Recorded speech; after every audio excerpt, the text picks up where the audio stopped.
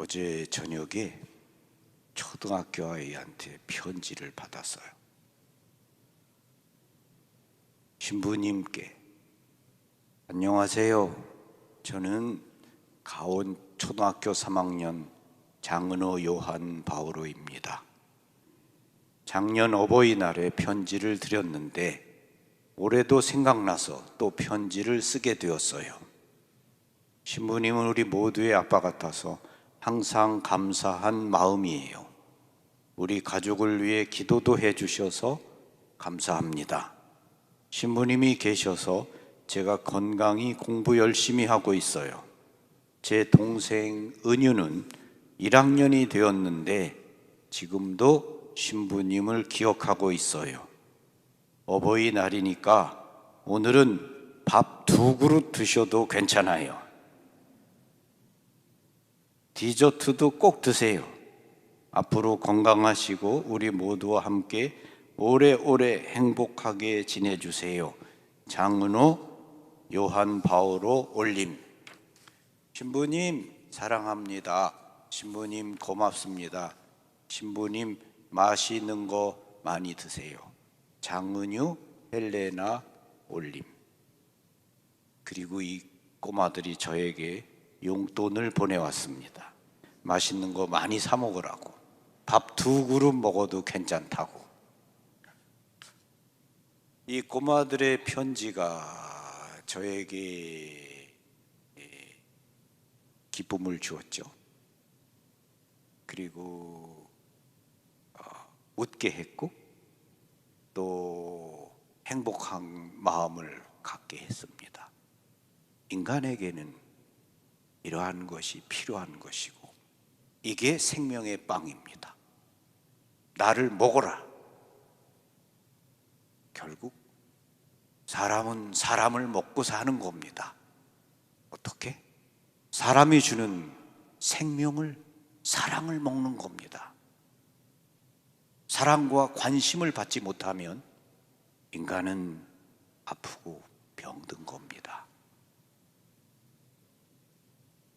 우리는 친밀함을 가장 갈망하고 친밀한 관계의 상실을 가장 가슴 아파합니다.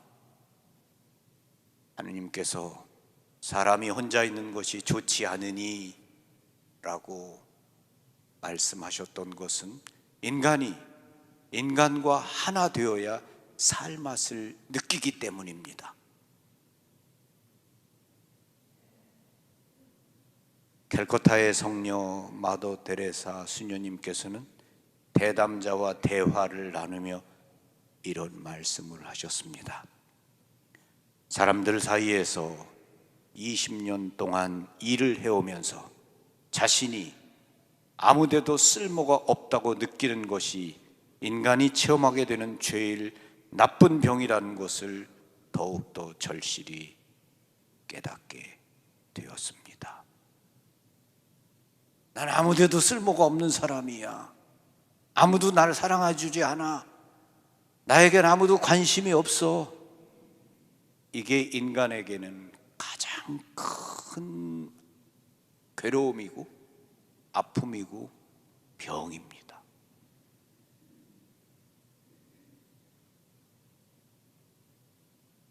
현대인을 가장 괴롭히는 질병, 외로움입니다.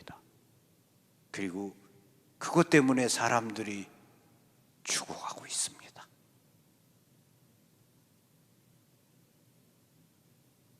많은 노인들이 외로워하고 그리고 우울해하고 슬퍼하죠. 사랑받지 못하기 때문에, 누군가로부터 관심을 받지 못하기 때문에 그런 거죠. 우리는 사랑을 주고 받아야 됩니다. 그게 인간에게 필요한 거죠. 주님은 우리를 사랑하십니다. 그리고 우리에게 모든 것을 내어주시는 분이시죠. 그분의 살, 모든 것을 우리에게 내어주셨습니다. 우리가 주님의 빵, 생명의 빵을 먹으면서 우리도 서로 우리의 마음, 친절함, 따뜻함, 생명을 이웃들과 나눠야 됩니다. 그래야만 살맛이 나는 거고 기쁩니다. 행복합니다. 이 꼬마 어린이들의 편지가 저에게 오늘이 어버이날이구나 라는 어떤 생각을 갖게 했고, 그리고 이 꼬마들이 나를 기억해 주는구나, 이 마음이 저를 기쁘게 한 거죠. 결국 누군가가 나를 기억하고 있다, 나를 사랑하고 있다, 그게 인간으로 하여금 살맛나게 하는 겁니다. 그렇다면 그러한 사랑은 내가 먼저, 내가 받기를 바라면 내가 먼저 주는 겁니다. 사랑은 주는 것이다. 줌으로써 받는다. 그렇죠? 줌으로써 받는 겁니다. 사랑을 받고 싶으면 먼저 내가 주는 거죠. 아침에 누워 계시는 우리 엄마한테 영상 통화를 했습니다. 91이신데 지난해부터 움직이지 못하고 그냥 누워 계십니다. 통화를 나누고 이야기를 나누고 또 엄마 조카들하고도 통화하게 해주고 그랬을 때 엄마가 아주 기뻐하시고 웃고 행복해하는 모습을 보이셨습니다. 결국 사람은 사람을 먹어야 된다. 그게 사랑이다. 사람은 사람과 관계를 맺고 사랑하면서 살아야 됩니다. 그래서 여러분이 기쁘게 살고 행복하게 살기 위해서는 이웃과 잘 지내셔야 됩니다. 서로 사랑하여라. 이것이 너희에게 주는 나의 계명이다. 우리가 그 사랑을 할 때 인간은 살맛이 나는 겁니다. 사랑하지 않고 미워하게 되면 행복하지 않아요. 그리고 휴대폰, 많은 경우에 휴대폰만 바라보고 있어요. 그렇죠? 딸이 엄마랑 같이 식당에 온 것 같아요. 그때 제가 낙지 볶음인가? 그 집에 가서 낙지를 먹는데 이 딸이 지금 뭔가 좀 아주 어디 아파 보이시고 좀 힘들어하는 엄마랑 같이 온 거예요. 근데 자리에 이렇게 앉았어요. 엄마가 이렇게 앉았는데 딸이 막 엄마들 막 그 뭐랄까 뭐 이렇게 쥐어박는 듯한 막 그냥 막 뭐라고 얘기를 하는 거예요. 그래서 그 모습을 옆에서 지켜보면서 할머니 마음이 어떨까 그런 생각을 했는데, 그러고는 음식을 하나 시켜서 할머니에게 주고는 자기는 처음부터까지 할머니가 밥을 다 먹는 동안 핸드폰만 계속 바라보고 있는 거예요. 엄마하고는 한마디 얘기도 안 하는 거예요. 그거 행복하지 않죠? 근데 많은 경우에 우리가 그렇습니다. 우리가 관심을 가져야 되는 것은 지금 나와 함께 내 앞에 있는 바로 그 사람이죠. 그런데 우리 핸드폰만 들여다보고 있습니다. 핸드폰에서 눈길을 떼지 못해요. 근데 우리가 눈길을 주어야 되는 사람은 우리 앞에 있는 그 사람입니다. 그리고 그 사람과 이야기를 나눠야죠. 그럴 때 친밀한 관계가 맺어집니다. 우리에게 중요한 것은 친밀한 관계입니다. 예수님과 제자들, 친밀한 관계입니다. 예수님하고 계속 함께 걸어 다녔어요. 예수님이 하시는 이야기를 들었습니다. 예수님하고 같이 잠을 잤습니다. 같이 밥을 먹었어요. 그러니까 친해질 수밖에 없죠. 예수님과 제자들 친한 사이입니다. 친근한 사이예요.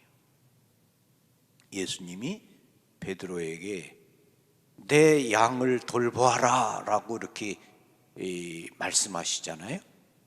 베드로의 성격이 좋아서 예수님이 베드로에게 내 양을 돌보라 이렇게 얘기하신 게 아니에요. 베드로는 그렇게 바위라는 그 이름 그대로 흔들림이 없는 사람이 아니에요. 그는 아주 흔들리는 사람이에요. 그런데 예수님이 그에게 내 양을 돌보라 라고 말했던 것은 예수님과 베드로와의 친근한 관계, 친구 관계, 거기서부터 출발한 거예요. 친근함. 우리도 예수님과도 친해져야 되겠죠. 예수님과 친근한 관계를 맺어야 돼요. 어떻게 맺을 수 있겠습니까? 사람이 친해지자면 어떡하죠? 야, 밥 먹자. 밥 먹어야 돼요. 밥 먹어야 친해지는 거예요. 그리고 또 어떻게 해야 친해지죠? 같이 산책도 하고 차도 마시고 영화도 보고 이야기도 나누고 그래야 친해지는 거예요. 예수님과도 친해지기 위해서는 예수님과도 시간이 함께 보내야죠. 그게 무슨 시간이에요? 예수님의 말씀인 성경 말씀을 읽어야 친해지죠. 그리고 그분께 내 이야기를 자꾸 드려야죠. 이야기 드릴 때 우리가 어떤 이야기를 해야 되나요? 우리가 친한 사이는 어떻게 하죠? 친한 사이에는 전화해가지고 야, 그냥 했어. 그럼 그냥이란 말에 모든 게 다 담겨 있어요. 야, 그냥 했다. 친한 사이는 그냥 하는 거예요. 필요해서 하는 사이가 아니에요. 우리는 예수님께 필요할 때만 이야기를 거는 거예요. 우리 애가 시험을 앞두고 있다. 우리 애가 취직을 해야 된다. 우리 가정에 어려움이 있다. 그런 무슨 일만 있을 때, 필요성이 있을 때 연락을 하는 거예요. 예수님께. 예수님, 저 이게 필요합니다. 잘 계시죠? 저 좀 도와주세요. 그때만 하는 거예요. 그러면 필요성에 의한 관계예요. 필요하면 연락하고 필요하지 않으면 연락하지 않아요. 우리가 친구 사이에 필요하면 연락하면은 어떡합니까? 그 친구가 나중에 저놈은 말이야 나한테 뭐 좀 필요할 때만 연락을 해. 그러면 그건 이기적인 거죠. 그렇기 때문에 친한 친구로 발전하기가 어렵죠. 그렇죠? 그 때문에 예수님과 친해지기 위해서도 예수님과 필요에 의해서가 아니라 사소한 이야기들을, 작은 것, 그런 이야기를 나눌 수 있어야 돼요. 예수님이 성녀 파우스티나, 하느님 자비심의 사도이죠, 파우스티나에게 이런 말씀을 하셨어요. 왜 너는 너의 모든 이야기를 나에게 하지 않느냐? 나는 너의 이야기를 듣고 싶다. 내가 하는 말을 듣고 싶다.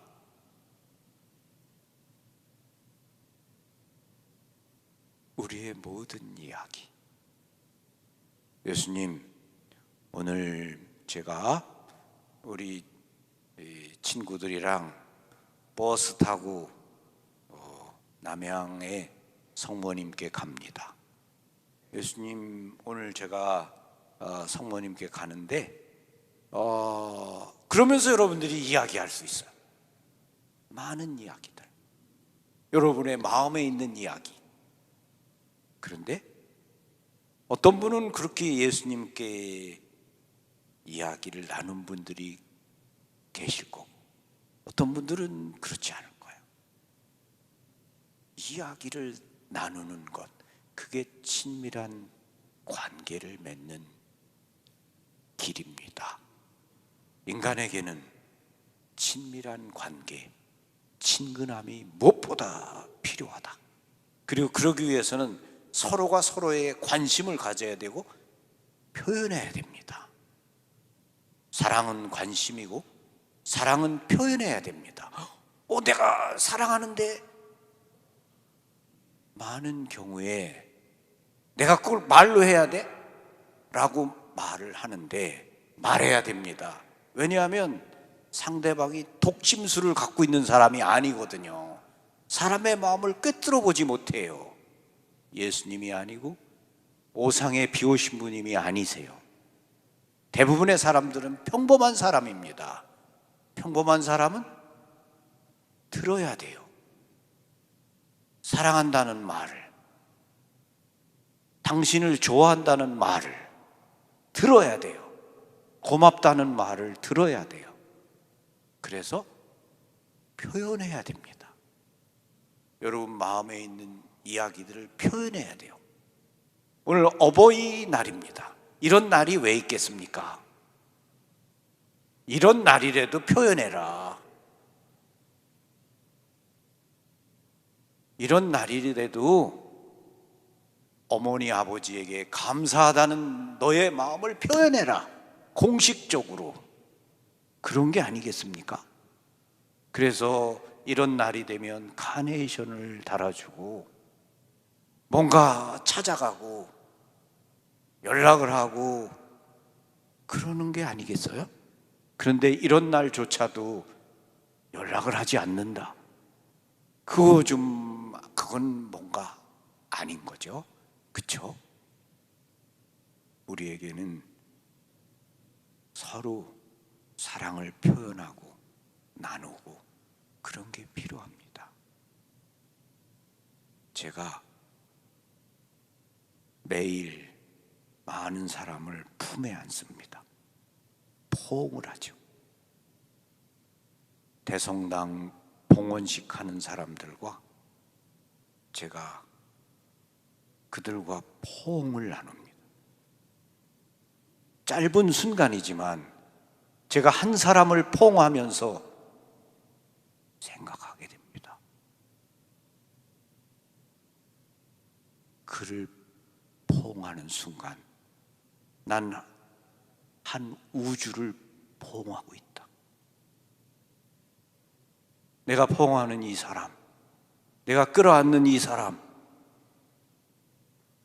이 사람의 삶의 모든 것, 슬픔, 고통, 아픔, 이 사람이 살기 위해서 얼마나 힘들고 마음 아픈 순간들이 많을까. 이 사람에게 나의 이 포옹이 위로가 되었으면, 위안이 되었으면, 주님이 나를 통해서 이 사람을 품에 안아주고 위로해 주셨으면, 성모님께서 내가 이 사람을 품에 안는 그 순간 함께 해주시고 이 사람을 품에 안아주시고 위로해 주셨으면 좋겠다. 그런 마음, 기도하는 마음으로 한 사람 한 사람을 품에 안습니다. 우리는 모두 위로가 필요한 사람들입니다. 격려가 필요하고 지지가 필요하고 따뜻함이 필요하고 친밀함이 필요합니다. 우리가 그런 것을 나누는 게 곧 생명이다. 그게 빵입니다. 예수님은 우리와 함께 그걸 나눈 분입니다. 내가 생명의 빵이다. 나를 먹어라. 우리는 예수님의 거룩한 성체 우리 마음에 모시면서 바로 그분의 사랑, 그분의 모든 것을 우리 안에 받아들이고 또 우리 자신이 그렇게 살기를 바라는 것이죠. 여러분 한 분 한 분 다 사느라고 수고가 많으십니다. 산다는 것은 누구에게나 다 그렇게 쉬운 일이 아닙니다. 때로는 슬프고 외롭고 그렇죠. 우울하고 나이를 먹을수록 그런 것 같아요. 그런데 우리에게 필요한 것은 사랑인데 그것은 사랑은 줌으로써 받는다. 오늘 여기 순례 오신 모든 분들의 마음이 행복하시기를 바라고 어떤 기쁨이 가득 차시기를 바랍니다. 그러기 위해서 여러분이 여러분의 마음을 먼저 여시고 사랑을 베푸는 분들이 되시기를 바랍니다. 그리고 주님과 성모님과 가까이 친밀하게 여러분의 삶을 다 말씀드리면서 친밀하게 나누는 그런 분들이 되시기를 바랍니다. 이 어버이날에 우리가 어떻게 잊을 수 있겠습니까? 우리 아버지, 어머니 결코 잊을 수 없습니다.